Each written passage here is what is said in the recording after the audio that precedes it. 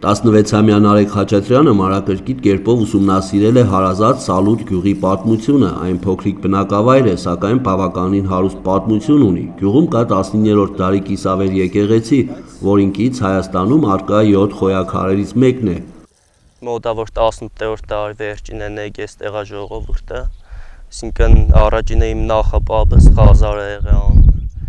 1700-ականներին է եկել, բայց այդ մինչև այդ գյուղը կոչվել է Սկուտ, որից հետո Սալուտ, հավանաբար Կարսի նահանգի Սալուտ գյուղից է եկել այդ անունը, որտեղից որ իրանք են եկել։ Սալուտ գյուղն այսօր ունի 106 բնակիչ, մարդկանց հիմնական զբաղմունքը անասնապահությունն է, ոմանք զբաղվում են նաև մեղվաբուծությամբ։ Ընդամենը 4 աշակերտ է սովորում տարրական դպրոցում, որը գործում է վարչական շենքում, որտեղ ի դեպ տեղակայված են նաև հանդիսությունների սրահը եւ երիտասարդական կենտրոնը։ Սա ունինք են մասը հանդիսությունների սրահ է, այդ վերևի մասը, կռիշը հենց կռիշով իշկանոր փոխված է, դպրոցն է, երկու դասարան ստեղ դպրոցը կա, այն կողմը երիտասարդական կենտրոնն է, հետնամասն է, գրասենյակն է, էլի գյուղապետարան է։ Սալուտի վարչական ղեկավար Մինաս Խաչատրյանի խոսքով հիմնական խնդիրներից է գյուղ տանող ճանապարհի անբարեկարգ վիճակը։ Մարզկենտրոնի եւ համայնքային կենտրոնի հետ կապը դժվարանում է հատկապես ձմռան ամիսներին։ Այս ճանապարհը նոր Մուսալյան Վարդախպուրը կկառուցեն, դիք շատ մեծ նշանակություն կունենա, էլի։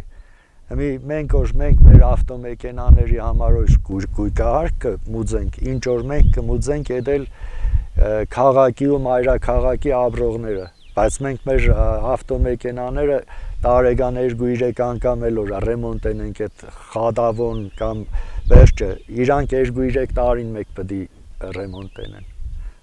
Երիտասարդները գյուղում չեն մնում, իրենց ապագան տեսնում են խոշոր քաղաքներում, Երևանում եւ Գյումրիում։ Արտագնա աշխատանքի մեկնողները քիչ են, 4-5 հոգի։ Շատ երիտասարդներ նախընտրել են պայմանագրային զինծառայության անցնել։ Նարեկը եւս այդ ճանապարհն է ընտրել։ Զուգահեռ սովորելու է Բուհում եւ ակնկալում է աշխատել Գյումրիում։ 5 տարի պայմանագրային զինծառայող դառնամ, հետո միաժամանակ սովորեմ ժողը։ 5 տարին լրանալուց հետո սկսեմ աշխատել արդեն քաղաք։ Հետո ավելի ուշ արդեն կարող է ետ կամ էլի գիղ։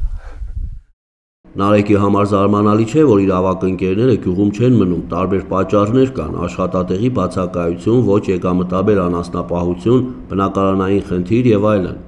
Գործ չեղնելու պատճառով գյուղատնտեսությամբ զբաղվելը դժվար է ավելի ստեղ։ Մանավանդ ցուրտ է, այս կողմերը անհնար է այգիներով զբաղվելը, միակ անասնապահությունն է։ Նախ աշխատատեղ չեղնելու պատճառն է, երկրորդն էլ բնակարանների չեղնելու պատճառով է, որովհետև մի ընտանիքներ կա, որ 3-4 աղբեր մեր ընտանիքի մեջ կաբրին, մեկը ամուսնացել են, մնացածները թող չեն ամուսնանան։ Այստեղ ոչ միայն ամուսնանալն է խնդիր, այլ նաև հիվանդանալը։ Գյուղում բուժկետ չկա եւ նման դեպքերում սալուտցիները պետք է երկար ճանապարհ կտրեն Գյումրի կամ Աշոց հասնելու համար։ Տրանսպորտի հարցը մասամբ կարգավորվել է։ Այս 5-6 գյուղի սպասարկումը Կակավասար գյուղից է, գազել կա, շաբաթվա 3 օրը կեշտ է էլի։ 2 շաբթի, 5 շաբթի ու շաբաթ։ Որ քիչը մուսանողներին բանին էլ հարմար է ունել։ Սալուտի գյուղամիջյան գլխավոր ճանապարհը հաջորդ տարվա ծրագրով կսալապատվի, լուսավորության հարցը եւս շուտով կլուծվի։ Նախկինում գյուղի այս հնամենի աղբյուրի ջուրն են օգտագործել բնակիչները, հիմա խմելու ջրի հարցը կարգավորված է, ցանցը կառուցվել է նախկին գյուղապետի օրոք։ Փառք Աստծո, ունենք խմելու ջուրը, ունենք Սաղաթելյան Սանասարը ինքը խմելու ջրի հարցը լուծել է։ Սալուտցիներն իրենց ապրուստը վաստակում են տառը քրտինքով, հիմնականում անասնապահությամբ եւ փոքրի շատ է բարեկեցիկ կյանքով ապրելու, երեխաներին պահելու, կրթության տալու, վարկերը փակելու շղթան անմիջապես կախված է կենդանիների շրջանում անակնկալ բռնկվող հիվանդություններից, մսի ու կաթի գնից եւ մթերողի բարեխղճությունից։ Էդուարդ Մխիթարյան, Համբարձում Պապոյան, Regions TV, Շիրակի մարզ, գյուղ Սալուտ։